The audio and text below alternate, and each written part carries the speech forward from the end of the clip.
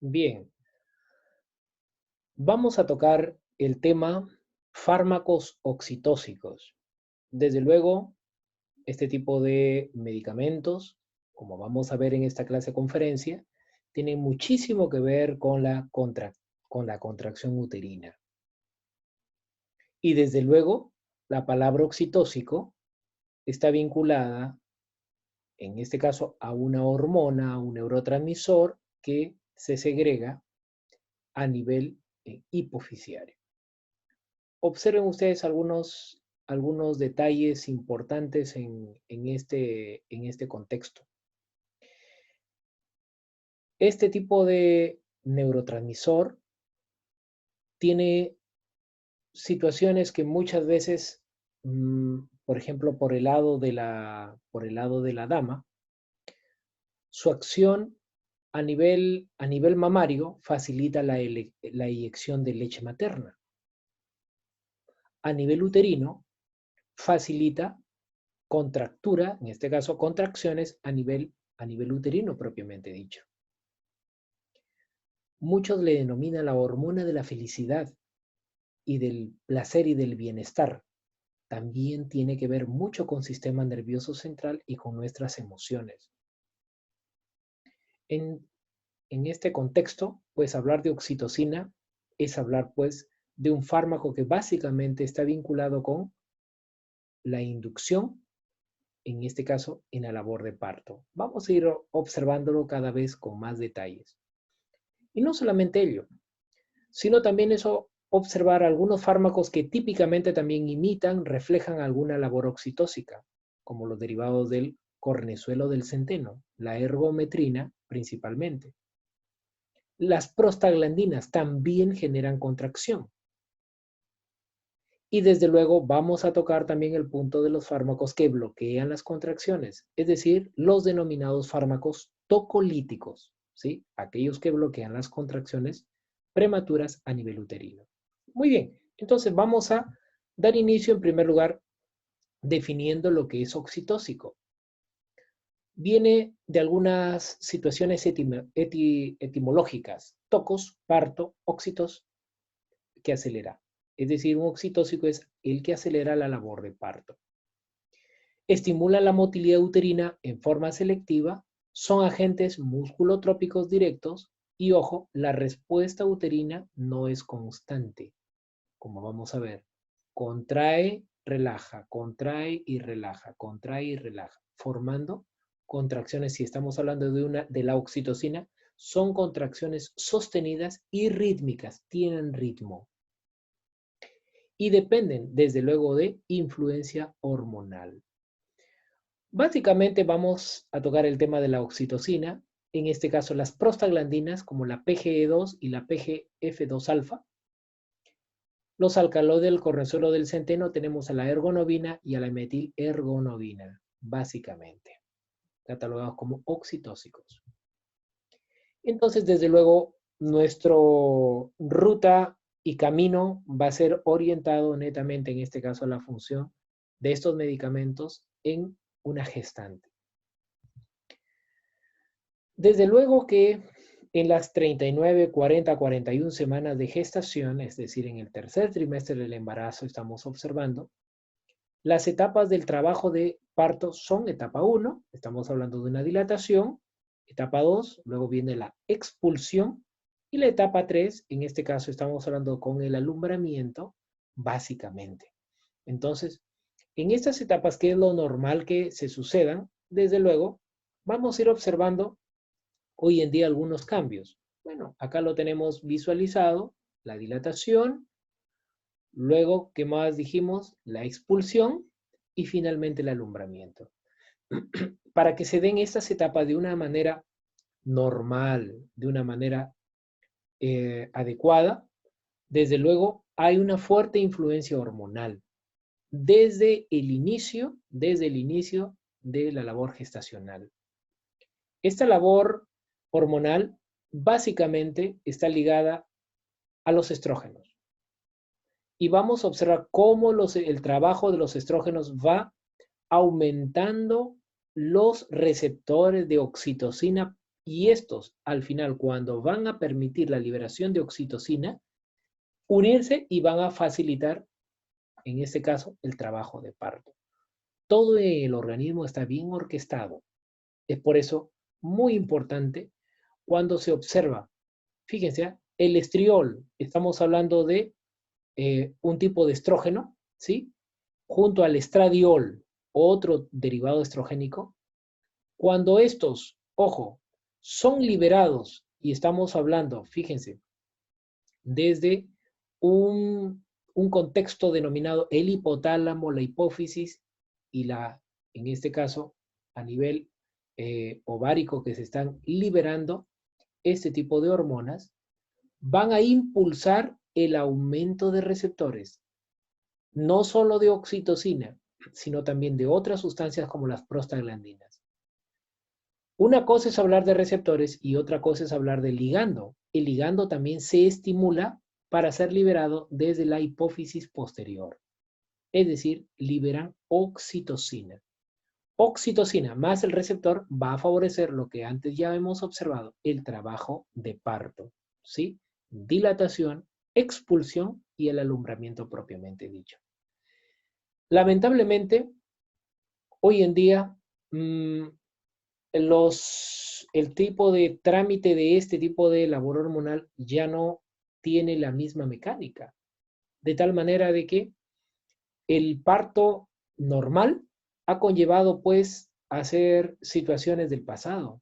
Ahora pues el parto por cesárea pues es una frecuencia cada vez que va en aumento. Entonces, el detalle es que fisiológicamente, vuelvo a repetir, son los estrógenos liberados los que aumentan los receptores de prostaglandinas, oxitocina, y los mismos, cuando hay la liberación de oxitocina propiamente dicha, lo que van a favorecer es la labor de parto normal, ¿sí? Muy bien, entonces el tema pues está vinculado en aquellos casos que lógicamente hoy en día se necesitan en ampollas, como viene la oxitocina, para poder ser administrada directamente a la paciente y de esta manera facilitar pues la inducción de la labor de parto. Si observamos a la oxitocina, es un nonapéptido que se sintetiza en los núcleos supraópticos y paraventriculares, ojo, del hipotálamo, y luego se almacena en la neurohipófisis. Es muy importante observar este tipo de detalle. ¿Qué factores demandan liberación de oxitocina? Fíjense, distensión uterina.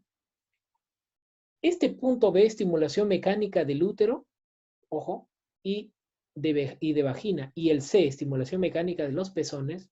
Recuerden, muchas veces el estímulo mamario conlleva a liberar oxitocina desde los núcleos supraópticos y paraventriculares. Entonces es muy importante también ver fisiológicamente cómo es que se libera esta oxitocina endógena.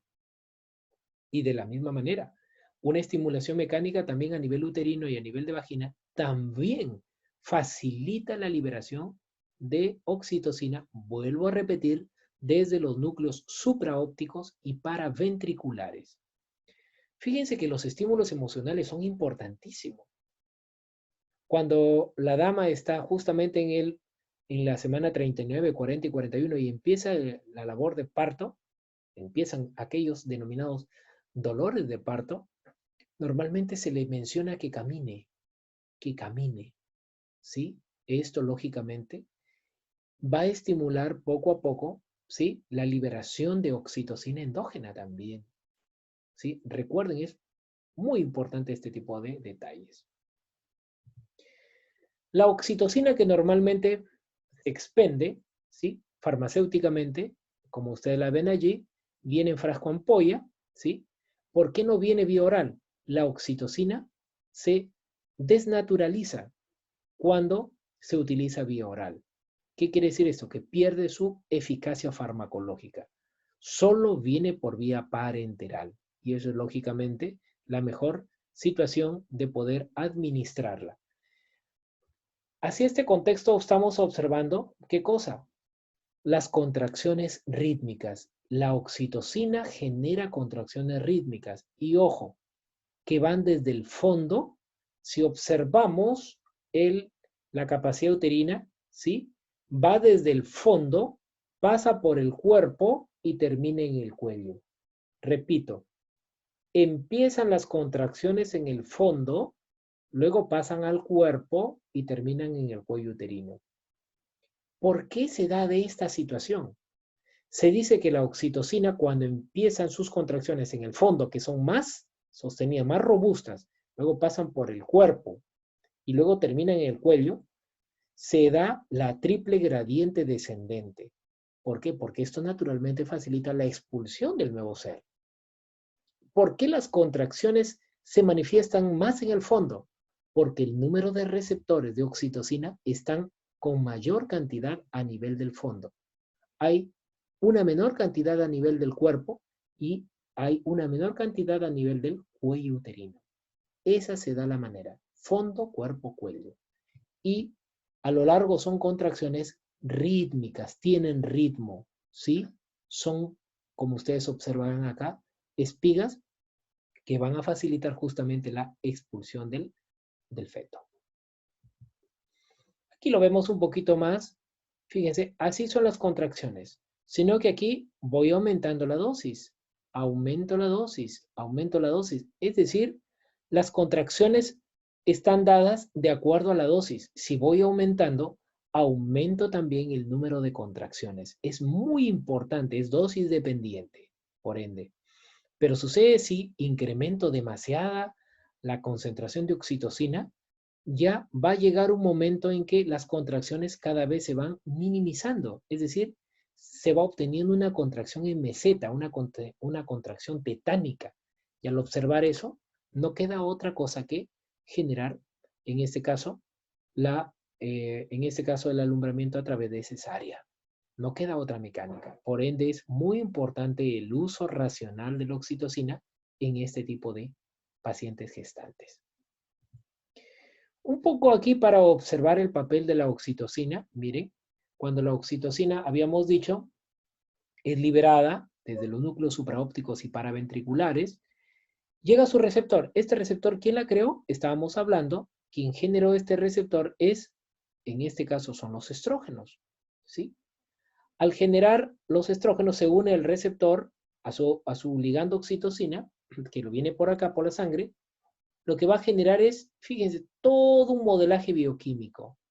¿Para qué? Para que intracelularmente se libere calcio y el calcio genere contracción. Es por eso de que finalmente la oxitocina es uterocontráctil. Y como vuelvo a repetir, la oxitocina genera sus contracciones fondo, cuerpo, cuello. A nivel de útero, reduce el potencial de reposo, facilita el disparo de potenciales de acción, entre otras situaciones. Y va adecuada, como hemos dicho, a la cantidad de estrógenos que son liberados. A nivel de glándula mamaria, facilita la lactancia. Y a nivel de ovario, ojo, la oxitocina participa en la ovulación y también en la involución del cuerpo lúteo. Como habíamos comentado, la oxitocina es destruida a nivel de tracto gastrointestinal, ¿sí? Esta es la enzima que la destruye, la quimotripsina. Se administra por vía parenteral. Hay algunos preparados, no en el país, pero también se utiliza vía nasal. Y la mejor vía de administración es la vía endovenosa. En la sangre, en este caso, se encuentra como forma libre y se difunde con facilidad a los tejidos. Su distribución, fíjense, pequeñas cantidades de oxitocina probablemente también alcance la circulación fetal, ¿sí? Entonces puede atravesar barrera placentaria. Su metabolismo se da en el hígado y a nivel de riñones. Y básicamente, ojo, al principio del embarazo, la oxitocinasa destruye a la oxitocina, ¿sí? Y esta lógicamente va a inactivarla. Se elimina en pequeñas cantidades excretadas en orina y su vida media ojo, es bastante pequeña, su vida media en la sangre de 3 a 5 minutos. Tener muy en cuenta esta situación. Por ende, los usos clínicos que tiene la oxitocina se le induce, en este caso, inducción en la labor de parto, aumento del trabajo de parto, reducción de sangrado postparto después de la expulsión de la placenta. Y ojo, también puede generar inducción del aborto terapéutico. Eso es muy importante, porque si bien es cierto, estamos hablando de un fármaco que se suele administrar en el tercer trimestre del embarazo para facilitar la inducción de parto, pero ojo, también es un abortivo y hay que utilizarlo con mucho cuidado justamente en el primer trimestre del embarazo.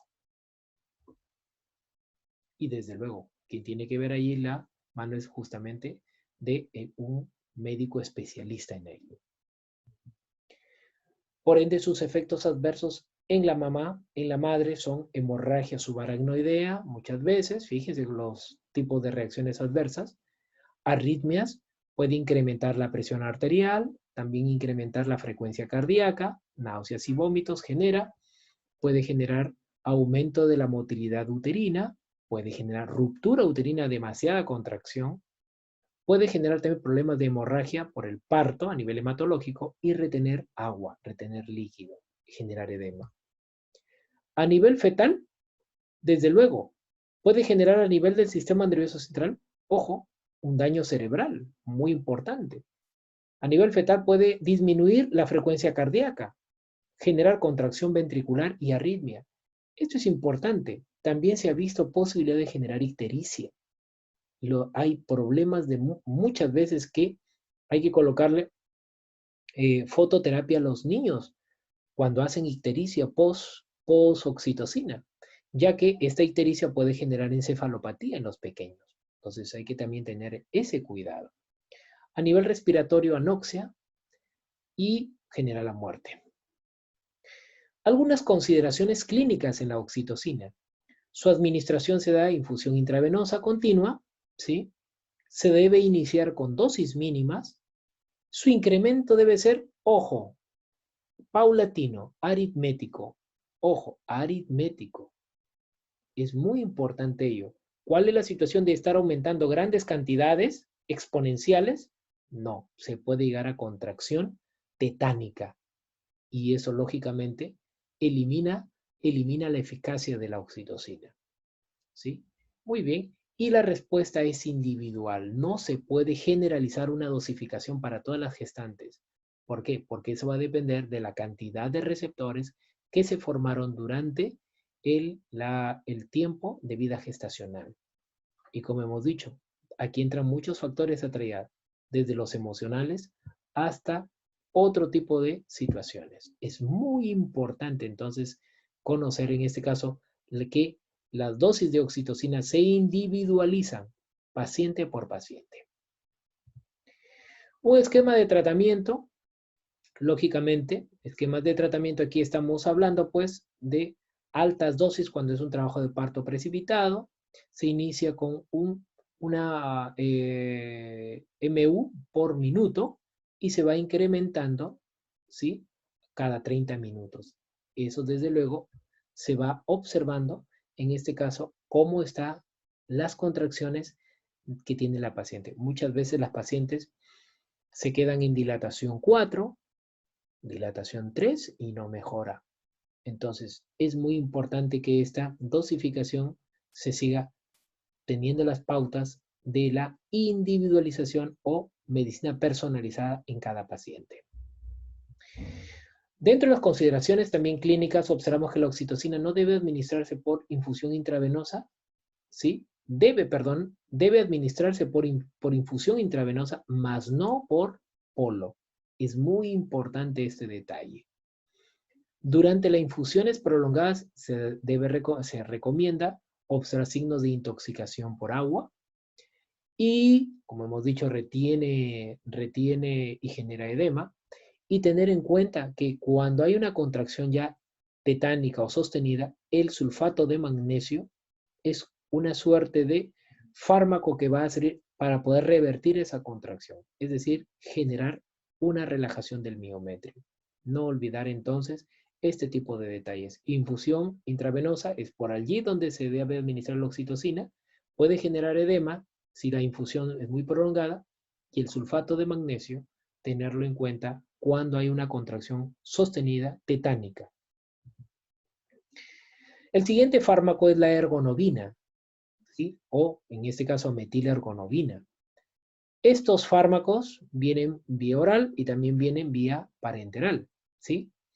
En esta situación es que estos fármacos también son oxitóxicos y básicamente fueron extraídos del cornezuelo del centeno. Este es un hongo conocido, ¿sí? O sea, así se le llama su nombrecito, su nombre es cornezuelo del centeno y se utilizó solo para tratamiento postparto. Es decir, como genera vasoconstricción, va a evitar hemorragia postparto.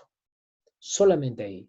Por ende, su acción es a nivel de cervix uterina. ¿Y eso qué es lo que va a generar? Si se administra en el momento del parto, está contraindicado. ¿Por qué? Porque va a generar contracción del cuello uterino y no va a facilitar la expulsión. Esto puede generar un óbito fetal, desde luego, ¿no? Entonces, es importante saber que solo se utiliza posparto para bloquear, ¿qué cosa? Las hemorragias posparto.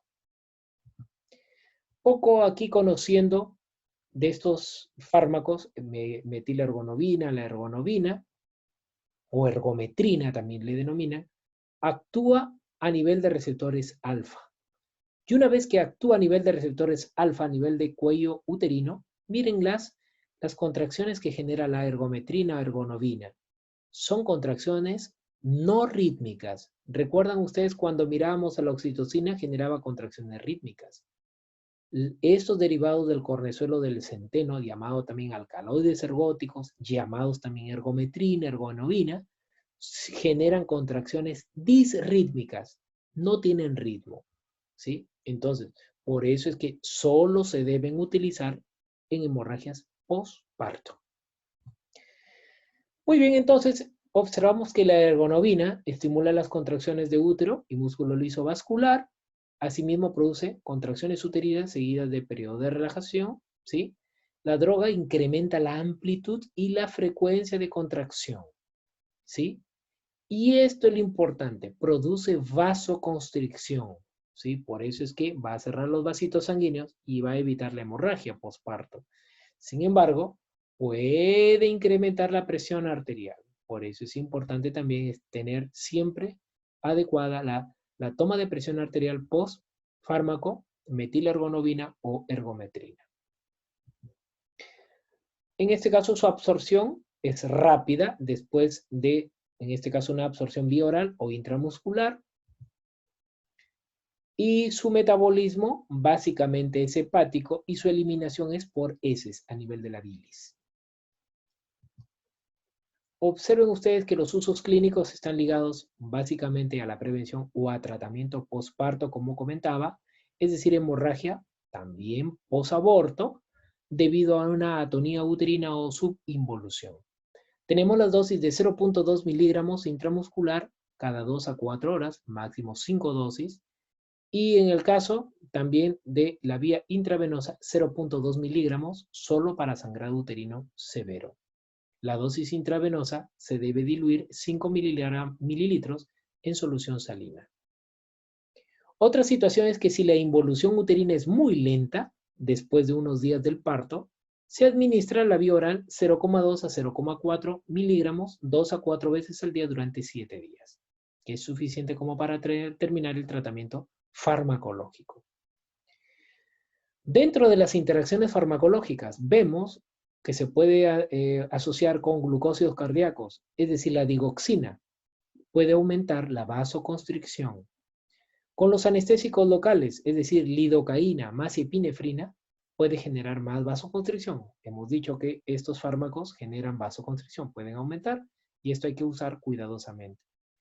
Y con amina simpático-mimética, es decir, la adrenalina, por ejemplo, puede generar mayor, en este caso, potencial vasoconstrictor, es decir, aumentar la presión arterial. Sus efectos adversos hay cefaleas, hipertensión, diarrea, náuseas y vómitos, disminuye la prolactina, dolor normalmente en brazos y piernas y algunas veces reacciones de hipersensibilidad. Estos fármacos también denominados oxitóxicos, fíjense, dinoprost es la prostaglandina F2-alfa y dinoprosona es la prostaglandina E2.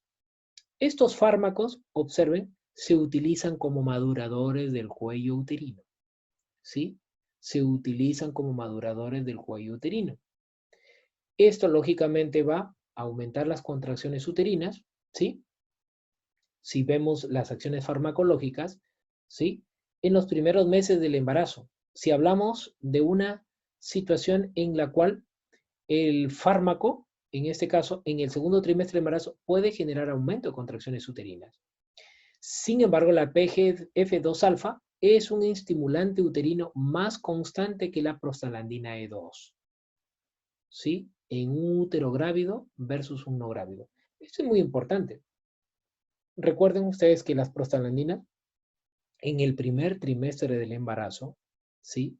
El famoso Cytotec es considerado un fármaco abortivo. Por eso se tiene que también tener mucho cuidado el uso de estos fármacos, no en el primer trimestre del embarazo, pero sí como maduradores del cuello uterino. Estamos hablando, pues, en este caso, que van a generar un ablandamiento, una dilatación, ¿sí? Y se puede utilizar en una fase previa a la inducción. Estamos hablando en el tercer trimestre del embarazo, su uso más idóneo, ¿sí? Y desde luego, aquí tenemos las indicaciones terapéuticas: preparación cervical previa a la inducción de parto, inducción y facilitación del parto, y desde luego control de hemorragia posparto vía intravenosa. Evacuación, seguimos con las indicaciones terapéuticas, indicaciones de mola hidatiforme, ¿sí? Estamos en este caso ya viene tras la administración de algunos geles. Inducción de aborto, fíjense, en el segundo trimestre del embarazo. Es muy importante tener estos detalles porque si estamos hablando de aborto terapéutico, se podría instaurar, pero siempre que sea necesario. Preparación del cuello uterino con fines de aborto para aspiración en el primer trimestre de embarazo. Aquí estamos viendo ya una indicación netamente por aborto terapéutico. Las contracciones, como vemos acá, son coordinadas, también sostenidas, ¿sí? Y como le dije, ayuda mucho a la maduración y relajación del cuello uterino, ¿sí? Como inductor de labor de parto. Lamentablemente sus reacciones adversas pueden producirse, en este caso, hipotensión, pueden generar ruptura uterina, puede existir óbito fetal, es decir, muerte fetal, hay dolor uterino, náuseas, vómitos, diarreas, y puede generar broncoconstricción, especialmente la prostaglandina F2. Pueden deprimir la contracción uterina espontánea, y en este caso, aquí, básicamente, cuando digo deprimen la contracción uterina, ya no me estoy refiriendo a los fármacos anteriormente comentados, sino me estoy refiriendo a los tocolíticos. ¿Sí? Los tocolíticos son fármacos relajantes uterinos. ¿Qué cosa hace un relajante uterino? Lógicamente, a diferencia de los anteriores, de los oxitóxicos, el tocolítico va a bloquear la contracción uterina. Si hacemos un recordaris, habíamos visto los fármacos oxitóxicos. ¿Cuáles eran? La oxitocina, habíamos visto los derivados del ergot, la metilergonovina, la ergonovina, y habíamos visto los últimos que eran los derivados de prostaglandinas, la prostaglandina F2-alfa y la prostaglandina E2. Estos fármacos se han utilizado, en este caso, de acuerdo a lo mencionado, como oxitóxicos. La oxitocina, habíamos comentado, genera contracciones sostenidas, rítmicas, que empiezan en el fondo, cuerpo-cuello, y facilitan una inducción de parto. Luego hemos visto los derivados del cortisol del centeno, la metilergonovina y la ergonovina, que se utilizan para, ¿qué cosa? Generar el bloqueo de la hemorragia posparto por la vasoconstricción. Y los últimos hemos visto las prostaglandinas, que hemos comentado, tanto la F2 como la prostaglandina E2, lo que van a facilitar, ¿qué cosa es? Madurar el cuello uterino. Y lógicamente también a ayudar, en este caso, en el tercer trimestre del embarazo, en la denominada inducción. ¿sí? Pero también acabamos de ver que estas prostaglandinas también se pueden utilizar en el aborto terapéutico, es decir, en el primer trimestre de embarazo. Bien, entonces ya tenemos circunscritos esta labor oxitóxica. Ahora nos toca ver los tocolíticos. Y estos tocolíticos lo que son relajantes uterinos, ¿sí? Son utilizados en contracciones prematuras, ¿sí? Cuando existen contracciones prematuras, entonces se suelen utilizar los tocolíticos ¿para qué? Para bloquear la contracción y facilitar que el nuevo ser llegue pues hasta la semana 39, 40 o 41. Por eso la palabra es tocolítico. Lítico es romper, deprimir, ¿qué cosa? Toco, la contracción. Entre estos tenemos a los beta-2 adrenérgicos, ¿correcto? Entonces, entre los beta-2 adrenérgicos tenemos al salbutamol, muy conocido, la ritodrina, tenemos al fenoterol principalmente. La terbutilina y la oxaprenalina muy poco han dejado, en este caso, de ser ya utilizados. Repito, se utilizan entonces para tratar el parto prematuro, ¿sí? Son contracciones prematuras, y entre ellos tenemos a los beta-2 agonistas, la ritodrina, al salbutamol y al fenoterol. También tenemos otros grupos como tocolíticos. ¿Se acuerdan? Las sales de magnesio. Si recordamos cuándo se utilizaban las sales de magnesio,